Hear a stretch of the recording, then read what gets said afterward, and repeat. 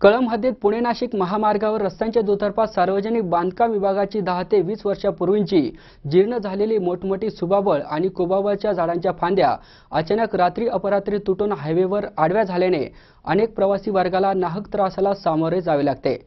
तसेच कळंब गावचे रहिवासी डॉक्टर सुभाष काळे यांनी हायवेवरील धोकादायक झाडे तोडण्याची मागणी केली आहे। मात्र मागणी मान्य न झाल्यास आंदोलन करण्याचा इशारा देखील देण्यात आला आहे। एकलहरे आणि कळंब हद्दीत पुणे नाशिक महामार्गावर रस्त्याचे दुतर्फा सार्वजनिक बांधकाम विभागाची 10 ते 20 वर्षापूर्वीची जीर्ण झालेली मोठमोठी सुबाबळ आणि कुबाबळच्या झाडांच्या फांद्या अचानक रात्री अपरात्री तुटून हायवेवर आडव्या झाल्याने पुणे नाशिक महामार्गावरून ये-जा करणाऱ्या दुचाकी आणि चारचाकी वाहनांना या फांद्या लागत असल्याने अनेक प्रवासी वर्गाला नाहक त्रासाला सामोरे जावे लागते। एकलहरे आणि कळंब गावातून अनेक शेतकरी मजूर आणि शाळकरी विद्यार्थी यांची घोडनदी पुलावरून येणे-जाणे चालू असते। मागील 15 दिवसांपूर्वी घोडनदी पुलाच्या कठड्याला चिंबडी येथील मास्टर आशीर्वाद ट्रान्सपोर्टची मालट्रक धडकल्याने घोडनदी पुलाचे कठडे तुटले आहेत आणि लोकांच्या जीवाला धोका निर्माण झालाय।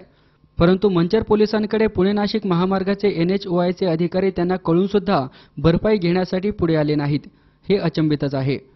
ब्रिटिशकालीन जुन्या झालेल्या पुलाचे काम तात्पुरते डागडुगी करण्याची आणि हायवेवरील धोकादायक झाडे तोडण्याची मागणी कळंब गावचे रहिवासी डॉक्टर सुभाष काळे यांनी केली आहे। मागणी मान्य न झाल्यास भविष्यात तीव्र आंदोलन करण्याचा इशारा सुद्धा त्यांनी दिलाय। बाह्यवळणाचे काम त्वरित सुरू करून नवीन पुलाचे बांधकाम अत्यंत गरजेचे असून भूसंपादन प्रक्रिया संथ गतीने सुरू आहे। परंतु नाहक निरपराध आणि विद्यार्थी वर्गास भविष्यात प्राणास मुकावे लागण्याचा धोका निर्माण झालाय। पुणे नाशिक महामार्गावर अनेक ठिकाणी झाडांच्या फांद्या तुटलेल्या आहेत, त्याचा नागरिकांना आणि मोटरसायकल स्वारांना त्रास होतो, अपघात होण्याची शक्यता आहे। आणि कळंब गावातील घोडनदी तीरावरच्या पुलाचे कठडे तुटलेले आहेत आणि त्याच्यामुळे अपघात आणि शाळकरी मुलांना जाण्याने त्रास होत आहे। तर याची त्वरित दखल घेतली जावी, नाही तर भविष्यात आंदोलन छेडले जाईल।